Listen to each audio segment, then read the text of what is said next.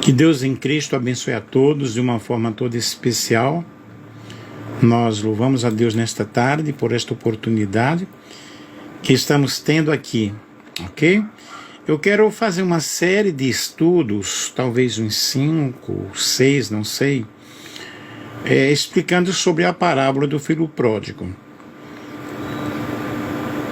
E eu tenho feito uma pesquisa aqui e observei o seguinte: a parábola do filho pródigo poderia ter outro título. E há várias respostas. E como assim? Porque a parábola do filho pródigo pode ser considerado enganoso, pois a parábola não se concentra apenas no filho que desperdiçou a herança. E a parábola, na verdade, é uma história sobre o amor incondicional do pai por seus 2 filhos, destacando a importância do arrependimento e da misericórdia divina. É claro, eu sou professor de português e, na realidade, quando nós lemos um texto, nós podemos dar um outro título àquele texto, enquadrando-se com as ideias centrais do texto, com a linguagem implícita, com a linguagem explícita.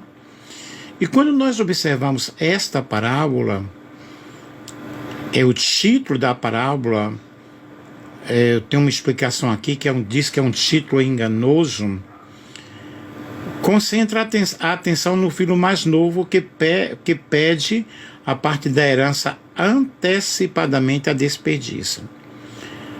Bom, eu não diria que seria um título enganoso, mas que poderia ter um outro título. Porque, na realidade, o título também faz parte daquilo que na parábola está falando. Apesar de que, qual é o foco da parábola? Qual é o tema central realmente da parábola? Então, aqui nós observamos o seguinte: no entanto, a parábola também aborda o comportamento do filho mais velho, que, embora tenha permanecido em casa, demonstra inveja e insatisfação com o retorno do pai. Logo, a parábola nos dá várias interpretações, várias situações que nós podemos falar sobre o amor incondicional de Deus, sobre a compaixão de Deus, o cuidado de Deus. E aí nós vemos essa parábola, a natureza do pai. É uma história sobre o amor incondicional do pai, que se alegra com o retorno de ambos os filhos e os recebe com alegria, mesmo o filho mais velho que demonstra insatisfação. O que é que nós observamos aí? Deus resolvendo aí, o pai resolvendo a situação dos 2 filhos. Ele perdoou. O outro, ele diz: você sempre esteve comigo, tudo que você tem aqui é teu. Essa parábola, ela nos dá margens a vários estudos, a várias lições. E a parábola ensina sobre a importância do arrependimento, do perdão e da graça divina. Observe: arrependimento, perdão e graça divina. Também destaca a importância da humildade e da aceitação da misericórdia de Deus. São vários pontos que nós podemos falar nesta perícope, né? E o que seria na realidade uma perícope? É um texto, é um parágrafo, e a Bíblia ensina que havia esse Senhor. Como? Como nós podemos interpretar? Na Bíblia, uma perícope é um trecho ou passagem de um texto, geralmente nas Escrituras, que é selecionado para ser lido, para ser estudado. É como um corte, como uma seção. E nós vemos muito isso na Bíblia. Pode ser um capítulo, um versículo, para que nós possamos refletir. As perícopes são ferramentas para o estudo bíblico. Então, nessa perícope aí, falando sobre o filho pródigo, o que é que nós vamos realmente observar? nós vamos observar que essa parábola ela trata de vários assuntos, de várias situações. Eu, particularmente, não diria que é um título enganoso como eu encontrei aqui, mas seria uma perícope em que temos várias situações, podemos extrair vários temas e explicar. E a parábola do filho pródigo é a terceira de uma trilogia de parábolas que Jesus usou para ilustrar o amor e a misericórdia de Deus, juntamente com a parábola da ovelha perdida e a parábola da moeda perdida, da dracma perdida. Logo, nós vemos nesta parábola aí vários assuntos, várias situações em que nós podemos realmente trazer uma interpretação maravilhosa, trazendo vários assuntos para podermos falar. E a parábola do filho pródigo, ela conta a história de um homem que tinha 2 filhos. Um dia o mais novo pediu a sua parte da herança e foi embora para curtir a vida. O jovem gastou tudo nos seus prazeres e acabou na pobreza. Depois houve uma grande fome naquele lugar onde ele estava, e o único emprego que ele conseguiu para sua sobrevivência foi justamente cuidar de porcos, que eram animais realmente considerados imundos pelos judeus. Isso nos dá a ideia, subentendemos, que ele estava realmente em um local muito distante, porque ali havia criação de porcos. O jovem ficou com tanta fome, com tanta necessidade, que ele deu vontade de comer, né? Da comida ali dos porcos. Quando ele cai em si, ele se arrepende. Eu diria que houve um arrependimento da parte dele. Tem alguns também que dizem que ele não se arrependeu. Vou fazer uma live sobre isso, porque eu ouvi uma pregação dizendo que o filho pródigo não se arrependeu. Eu, na realidade, não aceito essa ideia. Ele decidiu voltar para casa. Ora, se ele disse: pai, eu pequei contra o céu perante ti, já não sou digno de ser chamado teu filho, trata-me como um dos teus jornalheiros, isso não é arrependimento? O jovem ficou com tanta fome que realmente ele foi ali trabalhar e ele alimentava-se das comidas juntamente com os porcos.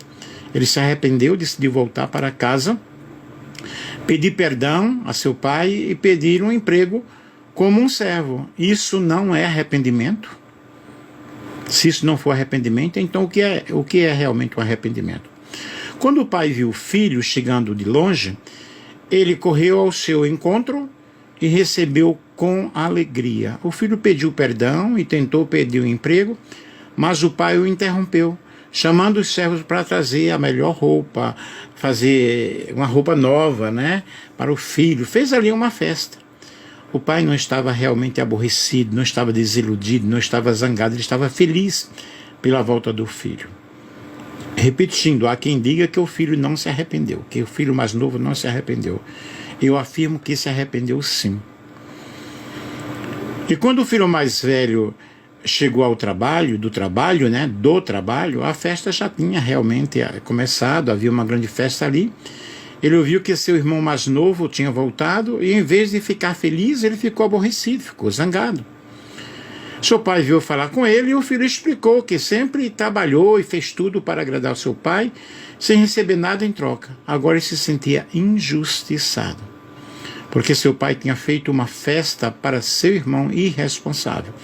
Aqui nós temos muito pano para as mangas, aqui nós temos muito a aprender, temos muito para explicar, que não vai ser agora. Mas o pai explicou que tudo o que ele tinha lhe pertencia. Mas a celebração era importante, porque era antes como se o filho mais novo estivesse morto. O filho mais velho ele não compreendeu. Aqui, pessoal, nós vamos encontrar muitas explicações. O pai não estava celebrando o erro do filho, mas sim ele estava celebrando a sua mudança de vida. Logo, se há uma mudança de atitude, aquele moço se arrependeu. Ok?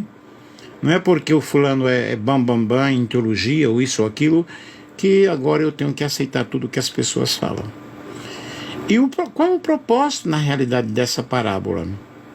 O propósito dessa realidade é justamente a atenção para o amor de Deus ao buscar o perdido, a perdoar aquele que se arrepende. E nós temos nessas imagens aqui, a imagem nas 3 histórias do pastor das ovelhas, da mulher que buscou a dracma perdida, e do pai piedoso, apontam para um Deus de misericórdia, um Deus de amor, um Deus que está pronto a nos perdoar, a nos receber de volta quando nós reconhecemos, né? E um outro ponto importante remete à atitude correta de considerar preciosa a salvação do outro. Nós precisamos entender que não somente eu sou salvo, mas outros também são salvos. E Jesus aqui enfatiza muito bem essas ilustrações, advertindo aos religiosos da época, aos fariseus da época, por não terem acolhido sua bondade, com bondade os pecadores arrependidos. Todo aquele que vai a Deus, todo aquele que confessa e deixa, alcançará a misericórdia. E o contexto dessa parábola nos mostra realmente um público muito diversificado. Ali nós vemos, por um lado, os religiosos, fariseus, e do outro estão os publicanos, que eram os cobradores de impostos. E pecadores. Estes tinham uma conduta imoral que contrariavam a lei de Deus. Por isso eles eram excluídos das suas atividades religiosas. Mas o que nós aprendemos com estas parábolas, e principalmente com a parábola do filho pródigo, é o grande amor de Deus. Na parábola da ovelha perdida, o pastor vai em busca da ovelha perdida. Da dracma, a mulher varre ali a casa para encontrar aquela moeda. Quer dizer, eu tenho que lutar. Eu tenho que lutar pela minha salvação, eu tenho que buscar fazer a vontade do Senhor. E na parábola do filho pródigo, nós vemos aquele moço que teve uma vida transformada, roupa nova, anel no dedo. Significa, Deus não, olha, você agora vai ficar de banco, você agora vai ficar disciplinado porque você mal gastou o dinheiro, você não soube aproveitar a sua herança. Deus não faz assim. Não é assim que o Senhor, nosso Deus, faz. E esses personagens aí, nós temos o Pai, semelhante ao Pai Celestial, que está sempre à espera que eu abra o meu coração e que eu reconheça o Filho de Deus como único e suficiente Salvador. Nós temos aí o filho mais novo, assemelha-se aos perdidos, aos transgressores, às pessoas que estão longe de Deus, mas que há uma alegria muito grande quando essa pessoa volta-se para Deus. E a Bíblia diz que há alegria nos céus, há júbilo nos céus quando um pecador se arrepende. E nós temos o filho mais velho, que nos traz uma ilustração do orgulho, o espírito orgulhoso e depreciativo dos religiosos e fariseus, que detestavam a presença dos pecadores, se julgando que são os melhores. Não, eu sou o melhor, eu prego bem, eu faço bem e tal. Eu acho muito interessante nós entrarmos por esses conceitos interpretativos para que possamos compreender. Uma pessoa, de repente, ela aceita Jesus como Salvador, ela pintou e bordou, como diz numa linguagem popular, e de repente, quando aceita Jesus, ela é logo batizada com o Espírito Santo, já começa a ser um pregador da palavra de Deus. Nós vemos isso no apóstolo Paulo, que logo, imediatamente, ele já começou pregando a palavra de Deus, né?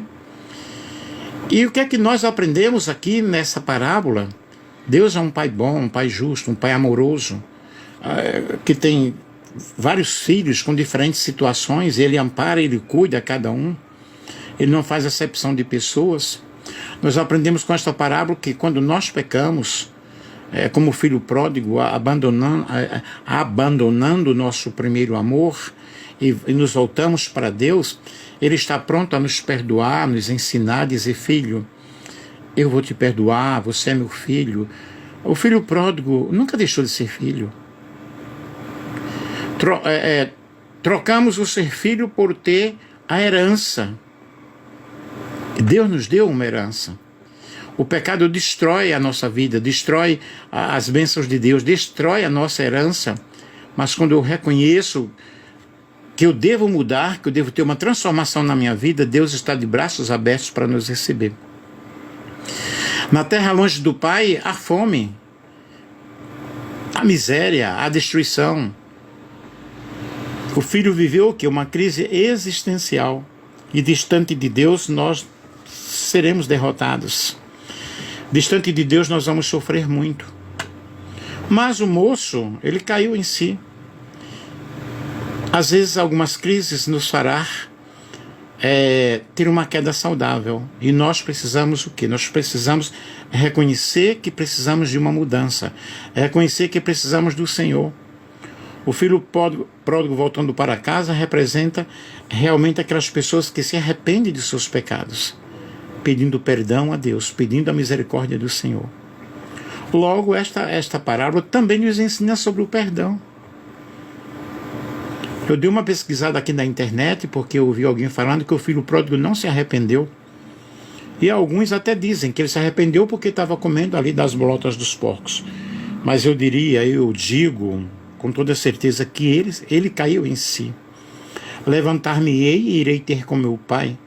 E lhe direi: Pai, hei pecado contra os céus e contra ti. Uau! Que é isso? Isso não é arrependimento? E Deus sempre, Ele está pronto a nos perdoar. Ele nos espera de braços abertos. Assim como os fariseus legalistas, nós também podemos ser como o filho mais velho. Não reconhecer que o outro precisa de perdão. Não reconhecer que o outro necessita de uma oportunidade. Todos precisamos de uma nova chance. Precisamos de uma oportunidade. E quando nós somos obedientes a Deus, não podemos nos julgar melhores do que os outros, de maneira alguma. Perante Deus, somos todos iguais. E como filhos, nós devemos entender que Deus, Ele nos ama com amor incondicional. Ele ama aquele que obedece, ama aquele que desobedece, dá oportunidade para aquele que obedece possa continuar obedecendo, possa entender o grande amor de Deus. E para aquele que desobedece, Deus dá a oportunidade dessa pessoa ter uma reconciliação. E nós vemos que Deus, Ele tem muito para nos dar. E nós, como filhos, precisamos usufruir as bênçãos que o Senhor, Ele nos concedeu, Ele nos concede. Portanto, gente, quando eu olho para a parábola do filho pródigo, como eu já expliquei no início, que esta parábola poderia também ter outro título, pode também ter outro título. Eu não diria que é um título enganoso, ela nos dá margem para vários temas, né? Para vários conceitos, vários estudos. Eu falaria dessa forma, eu diria dessa forma, eu não diria que é um título enganoso. Muito pelo contrário, a ênfase ali foi realmente no filho mais novo, mas poderíamos colocar a ênfase no filho mais velho também, frisar muito bem sobre o comportamento do filho mais velho, a ênfase no perdão, na misericórdia, na compaixão, no amor incondicional de Deus, e a natureza do Pai, né? A natureza de Deus. Gente, esta parábola realmente ela nos leva a muitos parâmetros de pregações ou de interpretações. Mas o meu conselho que eu diria para você que está me ouvindo é: volte-se para o Senhor, humilhe-se diante da presença de Deus e deixe Deus trabalhar na tua vida. Reconheça que você é pecador e que o nosso Deus, como Pai amoroso, Ele está de braços abertos dizendo: filho meu, dá-me o teu coração, eu quero entrar na tua vida. Amém?